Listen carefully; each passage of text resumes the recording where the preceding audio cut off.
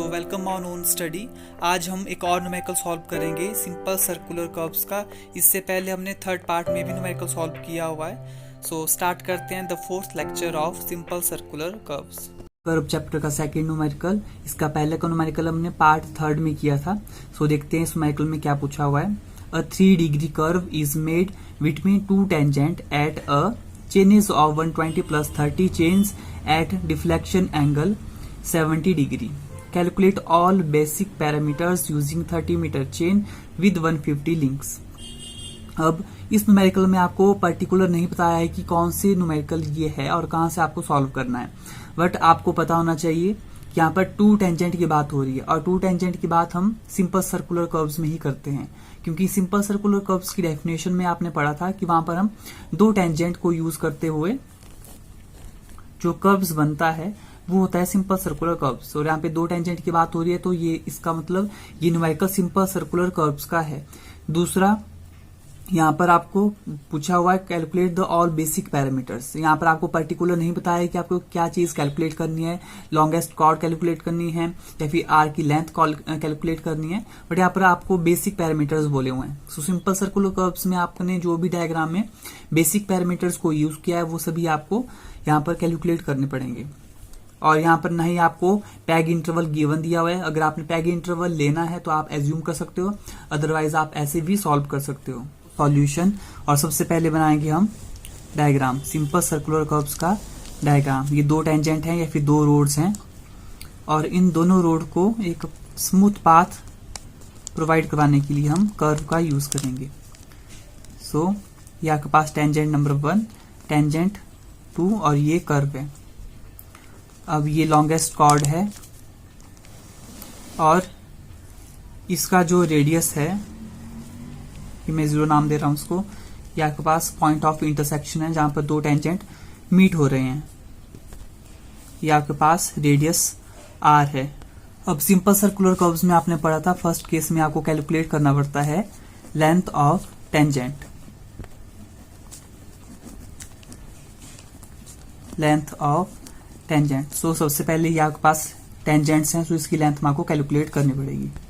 उसके लिए हमारे पास फॉर्मूला था T1 और ये V पॉइंट, ये इसके इक्वल है। T1V is equal to VT2। हमने T1V निकाला हुआ है, उसके लिए फॉर्मूला हमारे पास था R10 φ/2। फाई यहाँ पर आपके पास ये फाई है तो हम हाफ ले रहे हैं, इसलिए हमने φ/2। अब ये रेडियस हमें गिवन नहीं है तो इसे हम पहले तो हमें रेडियस भी निकालना पड़ेगा। और रेडियस निकालने का फॉर्मूला सिंपल सर्कुलर कर्व्स में था R equal to 1719 divided by degree. देखिए ये वाला फॉर्मूला हम तब यूज करते हैं अगर हमें रेडियस निकालना हो 30 मीटर चेन के लिए, और मैं आपको पूछा भी है बाय यूजिंग 30 मीटर चेन। इसके लिए हम रेडियस निकाल रहे हैं 30 मीटर चेन के लिए, तो हम यही फॉर्मूला यूज करेंगे 1719 डिवाइडेड बाय डिग्री। अब 1719 डिवाइडेड बाय डिग्री हमें दे रखी है जो कि है 3 डिग्री, न्यूमेरिकल में गिवन है।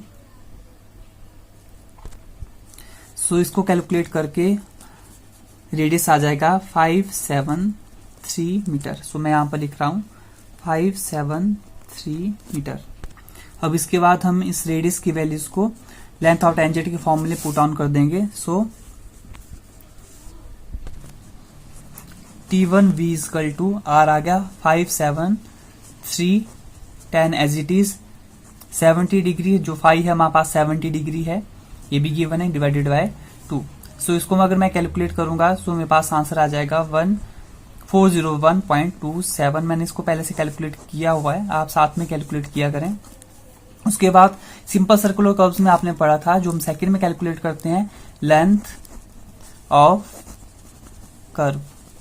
ये है हमारे पास लेंथ ऑफ कर्व, तो उसके लिए भी फॉर्मूला हमने देख रखा था 2πr divided by 360 degree into में फाई, और फाई हमारे पास है 70 डिग्री। मैं लिख रहा हूं 2 पाई की वैल्यू होती है 3.14 इंटू में रेडियस हमने अभी निकाला जो कि है 573 डिवाइडेड बाय 360 डिग्री इंटू में 70 डिग्री। सो ये कैलकुलेट करके आ जाएगा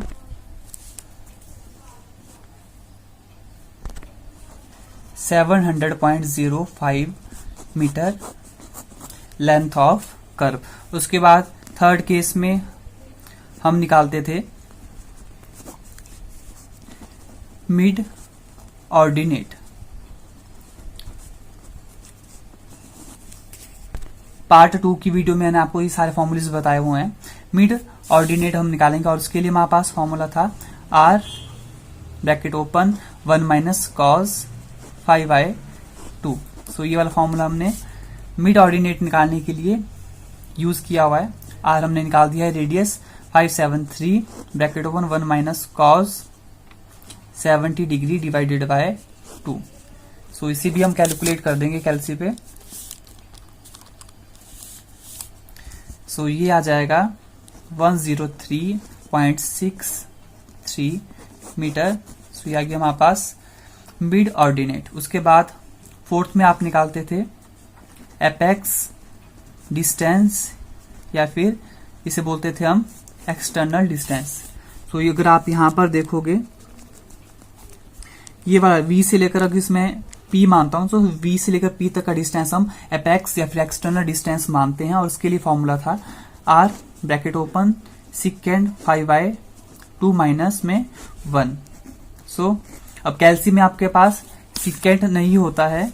सो अब आपको पता है कि सिकेंड को मैं लिख सकता हूं 1 अपॉन में कॉज।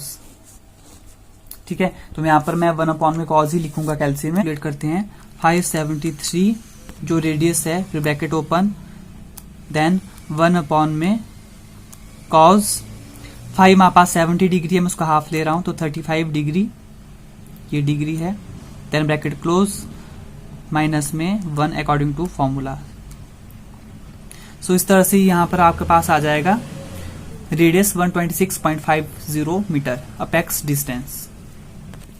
देन उसके बाद केस 5 में निकालते थे आप लॉन्गेस्ट कॉर्ड। लॉन्गेस्ट कॉर्ड ये वाला डिस्टेंस होता है लॉन्गेस्ट कॉर्ड। सो इसको निकालने के लिए हमारे पास फॉर्मूला होता था T1D T2 is equal to 2R sign 5i2। ये जो यहां पर D है ये हमारे पास ये वाला डिस्टेंस है। सो T1D T2 तो इसको निकालने के लिए फॉर्मूला है 2R साइन 5i2। इसमें भी हम 573 जो रेडियस था 2 इंटू 5.573 डिग्री साइन 570 डिग्री है डिवाइडेड बाय 2। सो इसको कैलकुलेट करके आंसर आ जाएगा 657.35 मीटर। सो ये आ गया लॉन्गेस्ट कॉर्ड डिस्टेंस। उसके बाद हम निकालते थे 6th केस में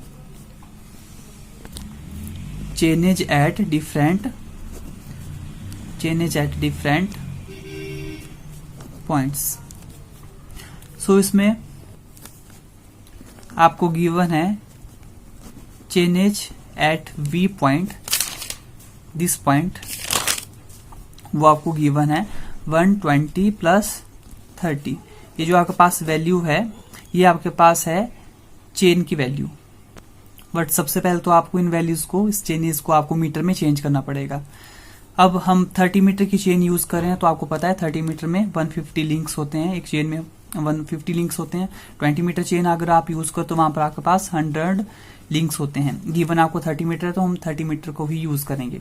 सो इस वैल्यू को हम कैसे लिखेंगे 120 इंटू में 30 लिखेंगे। ठीक है, ये 30 हमारे पास गिवन चेन है प्लस यहाँ पर हम मल्टीप्लाई करेंगे, यहाँ प्लस था यहाँ पर हम मल्टीप्लाई ही करते हैं। उसका ब्रैकेट ओपन 30 डिवाइडेड बाय 150। 30 की चेन है 150 इसमें लिंक है और 30 की ये चेन है।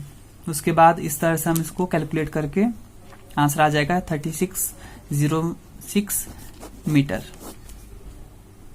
सो ये आपके पास chain is at V, chain is at V इस पोर्शन में। अब हमें निकालना है chain is at T1 and chain is at T2 according to formula जो होता था। सो इसमें सब पार्ट आता है चेन इज एट T1। उसके लिए हमारे पास फॉर्मूला होता था chain is at V minus length of tangent. So chain is at V हमने अभी निकाला हुआ है 3606 माइनस लेंथ ऑफ टेंजेंट। और फर्स्ट केस में हमने लेंथ ऑफ टेंजेंट निकाला था, आप देखेंगे तो वहां पर था 401, ये वाला 401.27, इसको माइनस करेंगे सो आंसर आ जाएगा 3204.78 metre. Chain is at T1, इधर 32,047.78 मीटर। अब हमें निकालना है T2। So chain is at T2 ऐसे निकलेगा, बट थोड़ा सा डिफरेंस है। इसमें हम क्या करते हैं, चेन इज एट T1, फिर हम इसमें प्लस करते हैं। इसमें हमने माइनस किया था, बट इसमें हम chain is at T1 plus length करेंगे। और चेन इज एट T1 हमने निकाला है 3204.78 प्लस लेंथ, ये लेंथ यहाँ पर लेंथ ऑफ द कर्व है, और लेंथ ऑफ द कर्व थी 700.05 मीटर। तो इसको हम कैलकुलेट करेंगे तो आ जाएगा 3904.83 मीटर T2 में आ जाएगा। उसके बाद नेक्स्ट केस होता था, लास्ट केस में हम निकालते थे इंटरमीडिएट कॉर्ड्स। इंटरमीडिएट कॉर्ड्स आपको पता है, जो ये एक कर्व है, इस कर्व के जब बनता है तो डिफरेंट कॉर्ड्स को मिलाकर ये बनता है इस तरह से, तब जाकर एक कर्व्स बनता है। सो इन इंटरमीडिएट कॉर्ड्स को आपको करना है कैलकुलेट। सो इसके लिए सबसे पहले तो ये पार्ट में हम फर्स्ट कॉर्ड को करेंगे कैलकुलेट। सो फर्स्ट कॉर्ड को निकालने का फॉर्मूला है C1 multiple of chain length just greater than chain is at T1 minus chain is of T1। यहाँ पर जस्ट ग्रेटर देन T1 का बताया हुआ है। सो जो T1 की एग्जैक्ट वैल्यू थी वो आपने कैलकुलेट की थी 3204.78। अब यहाँ पे जस्ट ग्रेटर देन बोला तो हम इससे ज्यादा ही वैल्यू लेंगे, आप अपने अकॉर्डिंग ले सकते हो। मैं यहाँ पर इससे ज्यादा, यहाँ पे 204 है तो मैं यहाँ पर ले रहा हूँ 210, ठीक है। तो जस्ट ग्रेटर देन मैंने यहाँ पर वही ली हुई है values 3210 minus chain is of T1, यहाँ पर वो ही होगी जो एग्जैक्टली है 3204.78। इसको कैलकुलेट करूंगा तो C1 फर्स्ट कॉर्ड की लेंथ आ जाएगी 5.22 मीटर। ये न्यूमेरिकल इस तरह से भी सॉल्व होता है। उसके बाद B में निकालेंगे आप लास्ट कॉर्ड, ये वाला लास्ट कॉर्ड को निकालने के लिए फॉर्मूला सेम होगा, बस थोड़ा सा डिफरेंस होगा। और फॉर्मूला होगा chain is at T2 minus multiple of chain length just less than chain is at T2। पहले के फॉर्मूले आपके पास ग्रेटर देन था, बट यहाँ पर आपका सेकंड नंबर पे लेस देन की बात हो रही है और T2 की बात हो रही है। जो चेन इज एट T2 थी वो आपने निकाली थी 390.4.83। यहाँ पर आपके पास लेस देन की बात हो रही है, T2 से हम जस्ट लेस देन लेंगे, सो हमें इससे कम वैल्यू लेनी है। मैं यहाँ पर ले रहा हूँ 3900। आप इससे कोई भी कम वैल्यू ले सकते हो। मैंने यहाँ पर एक नंबर कम लिया हुआ है, मतलब यहाँ पर 904 था, मैंने यहाँ पर 900 लिया हुआ है, जस्ट लेस देन T2। तो इसको कैलकुलेट करूंगा तो वैल्यू आ जाएगी 4.83 metre. Now C part is number of intermediate chords, और उसके लिए फॉर्मूला है number of intermediate chords, small n से मैं डिनोट कर रहा हूँ। इसके लिए भी मैंने आपको फॉर्मूला लिखाया था L माइनस में C1 माइनस में CN, कॉर्ड नंबर 1 और लास्ट कॉर्ड अपॉन में 1 chain length bracket close plus 2। जो आपके पास ये L है, स्मॉल L, ये आपके पास total length of the curve है। अब लेंथ ऑफ द कर्व थी 700.05, C1 था 5.22 जो कि हमने कैलकुलेट किया हुआ है। उसके बाद CN लास्ट कॉर्ड की जो लेंथ थी वो है 4.83 डिवाइडेड बाय 1 चेन लेंथ हम 30 की यूज कर रहे हैं, तो 30 प्लस 2 ब्रैकेट क्लोज। सो इसको भी हम कैलकुलेट करेंगे और आंसर आ रहा है 24.99, मतलब अप्रॉक्सली 25 मैं यहाँ पर ले रहा हूँ। So number of intermediate chords हमारे पास होंगी 25। और इसके डी पार्ट्स में आता है C2 is equal to C3 up to so on Cn equal to 30 metre. 30 metre की चेन हम यूज कर रहे हैं इन कॉर्ड्स को मेजर करने के लिए या फिर T1 और T2 को मेजर करने के लिए। सो ये इक्वल है और हम बोल सकते हैं जितने भी इंटरमीडिएट कॉर्ड्स होंगी उनकी जो चेन लेंथ होगी वो भी सेम होगी। सो 30 मीटर इज द आंसर। सो इस तरह से ये पूरा न्यूमेरिकल सॉल्व होगा जैसे कि आपने लास्ट न्यूमेरिकल भी किया हुआ था। बस इस न्यूमेरिकल में डिफरेंस ये था कि आपको यहाँ पे नहीं बताया कि किस चीज से आपको ये सॉल्व करना है, आपको बस पता करना है टू टेंजेंट की बात हो तो ये सिंपल सर्कुलर कर्व से ही सॉल्व होगा। और इस न्यूमेरिकल में डिफरेंस बस ये वाला था, आपको यहाँ पर मल्टीप्लाई करना होता है। पूछा हुआ है ऑल बेसिक पैरामीटर जो भी सिंपल सर्कुलर कर्व्स में यूज होते हैं वो सारे पैरामीटर्स आपको कैलकुलेट करने होते हैं और वो सारी वैल्यूज फिर कैलकुलेट करके आपको इस डायग्राम में पुट ऑन करनी होती है। सो इस तरह से ही न्यूमेरिकल सॉल्व होगा। नेक्स्ट लेक्चर में हम करेंगे ट्रांजिशन कर्व्स का टॉपिक। सो कंपल्सरी है कि आप उसको अटेंड करें।